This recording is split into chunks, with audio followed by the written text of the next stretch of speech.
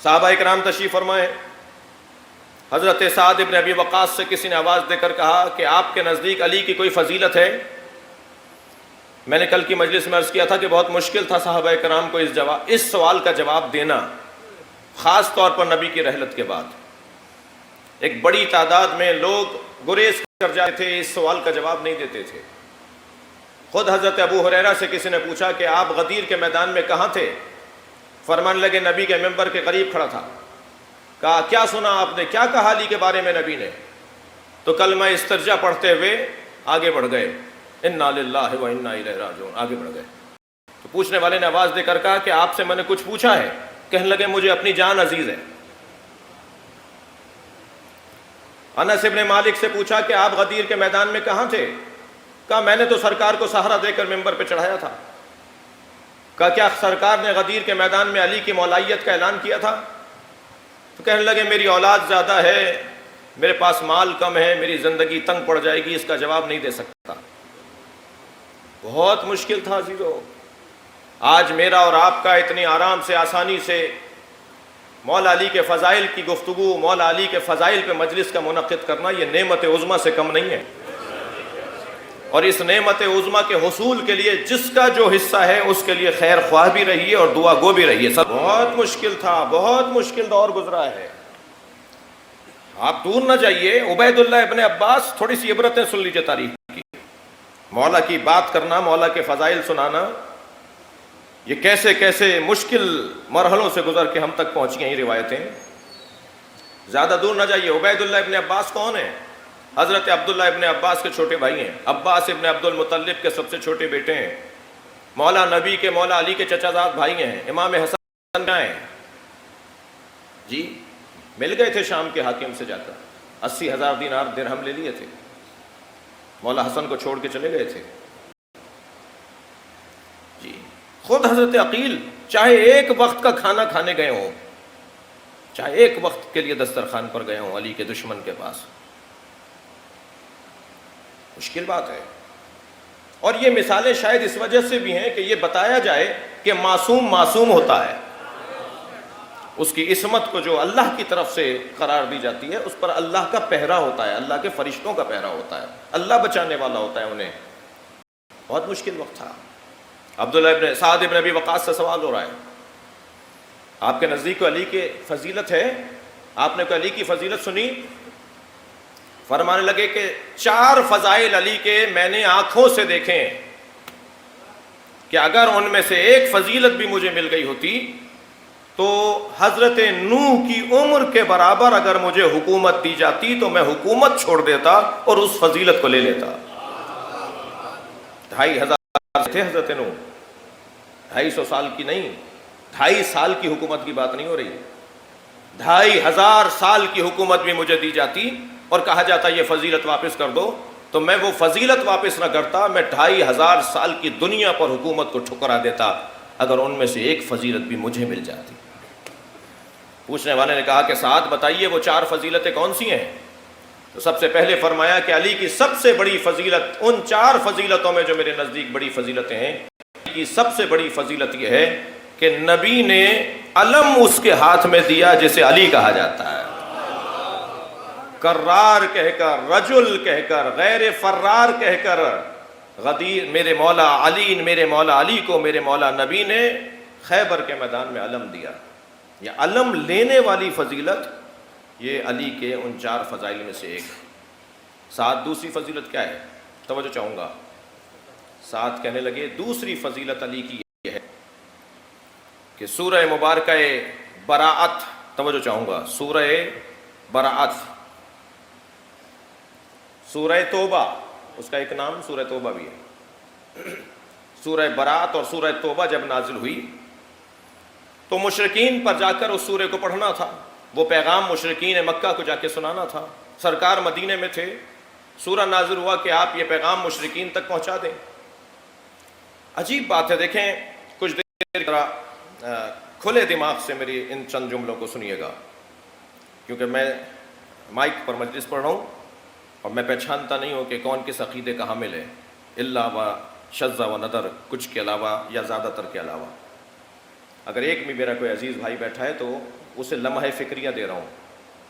جب سرکار کے اوپر یہ سورہ نازل ہوا، سورہ براءت، سورہ توبہ، حکم ہوا کہ مشرکین مکہ کو جا کے یہ سورہ سنا دیا جائے، یہ پیغام سنا دیا جائے، تو سرکار دو جہاں نے حضرت ابو بکر کو بلایا. سب نے لکھا ہے، ایک تاریخ کا واقعہ ہے، تاریخ کا باب ہے، ہر تفسیر میں یہی آپ کو ملے گا. بات کسی مسلک اور مکتب کی نہیں ہے، بات قرآن کی تفسیر کی ہے، شان نزول کی ہے. حضرت نبی مکرم نے حضرت ابو بکر کو بلایا اور کہا آپ جا کر یہ سورہ مشرکین مکہ کو سنا کر آ جائیں، یہ مشرکین کو یہ پیغام سورہ براءت کا سنا کر آ جائیں. جی حضرت ابو بکر مدینے سے مکہ کا آدھے سے زیادہ سفر گزار چکے تھے. اب یہ کون کہہ رہے ہیں؟ سعد ابن ابی وقاص سنا رہے ہیں یہ داستان. وہ سورہ لے کر جا رہے تھے کہ جبریل پھر نازل ہوئے اور کہا لا تکلف الا وانت ونفسک، یہ کام یا آپ خود کریں گے یا آپ جیسا کرے گا. یہ لکھا ہے صاحب نے، صلوات پڑھیں ذرا محمد و آل محمد.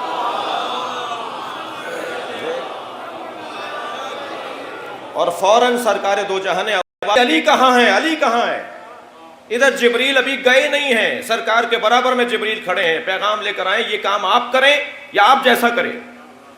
تو نبی نے آوازیں دینا شروع کی، میرا علی کہاں ہے، علی کہاں ہے؟ فوراً مولا کائنات تشریف فرما ہوئے، یا رسول اللہ آپ نے مجھے یاد کیا ہے. علی فوراً گھوڑے پر بیٹھو، فوراً سواری کو آمادہ کرو اور اس رستے پر جاؤ جس رستے پہ ابو بکر مکے کی طرف جا رہے ہیں، اور ان کو جا کے کہو کہ حکم الہی آیا ہے کہ یا نبی پہنچائیں گے یا علی پہنچائے گا. کسی نے کہا یا رسول اللہ کیا پیغام آیا ہے؟ کہا مجھے اللہ کا پیغام ہے، یا آپ پہنچائیں یا آپ جیسا. کہا یا رسول اللہ آپ نہیں جا رہے تو آپ جیسا. کہا مجھ جیسا علی کے علاوہ کوئی اور نہیں ہے. صلوات پڑھیں محمد و آل محمد.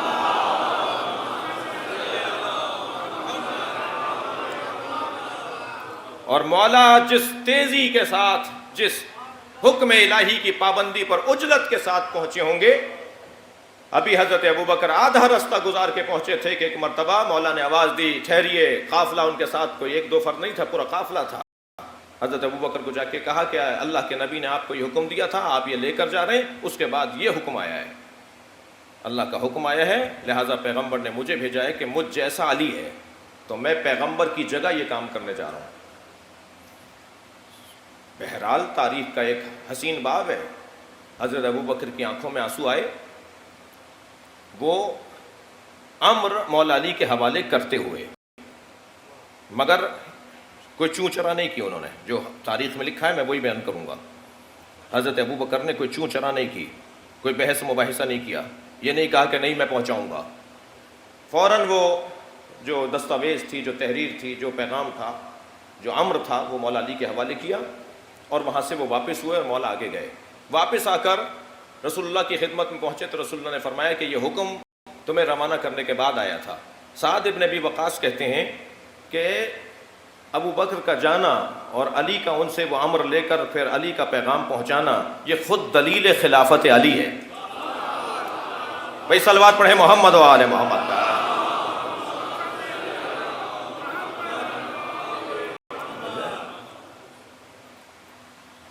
دوسری فضیلت جو انہوں نے اپنی آنکھوں سے دیکھی ہے سعد ابن ابی وقاص نے. تیسری فضیلت سعد ابن ابی وقاص کہتے ہیں، آپ لوگ تھک تو نہیں رہے میری باتوں سے؟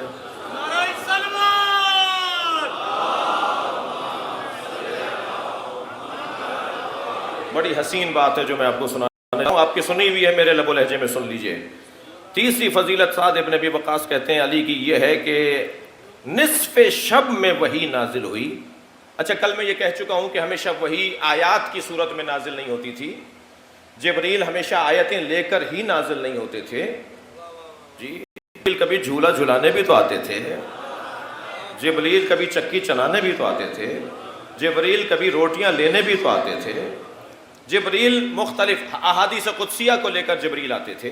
نصف شب گزر چکی تھی کہ ایک مرتبہ جبریل امین نازل ہوئے اور کہا کہ اللہ کا حکم یہ ہے کہ جتنے دروازے مسجد میں کھل رہے ہیں ان سب گھر والوں سے کہیں کہ وہ اپنے اپنے گھروں میں واپس چلے جائیں، اور اے اللہ کے رسول سارے دروازے بند کر دیجئے. سد الابواب، سارے دروازے بند کر دیں. حکم الہی یہ ہے کہ مسجد میں کھلنے والے سارے دروازے بند کر دیے جائیں الا باب علی، مگر علی کا دروازہ کھلا رکھا جائے. ساتھ سعد ابن ابی وقاص کہتے ہیں کہ یہ علی کی فضیلت میں نے اپنی آنکھوں سے دیکھی ہے. مسجد میں صرف علی کا دروازہ کھلا ہوتا تھا. اور پھر کہا لوگوں نے یا رسول اللہ آپ نے علی کا دروازہ کھلا چھوڑ دیا, علی کا دروازہ کھلا رکھنے کا حکم دیا ہے.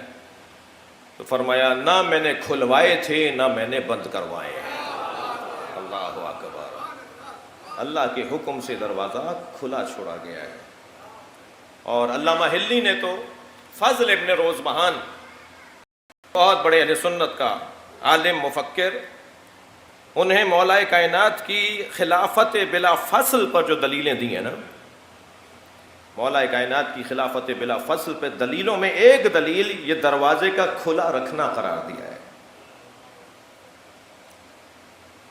دیکھیے آیت تطہیر پر دلیل ہے جی, لیکن سد الابواب کی جو روایت ہے, سد الابواب کا جو عنوان اور حدیث ہے, یہ دروازے سارے بند کر دیے گئے سوائے دروازہ علی کے, سوائے باب علی کے, یہ خود ایک دلیل عصمت بھی ہے.